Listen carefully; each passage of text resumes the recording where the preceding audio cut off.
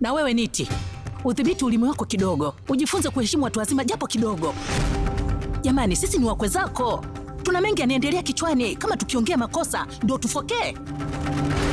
Nipanda kichwani huyu Niti, anakwenda kinyume na mimi, eti anataka kuniua mimi. Na pale Bi Gorinda atakapogundua ya kwamba walijaribu kumuua kupitia maji ambayo yana sumu, utanifanya nini wewe? Unataka kuniua au? Ndiyo, nitakuua. Ndiyo Niti,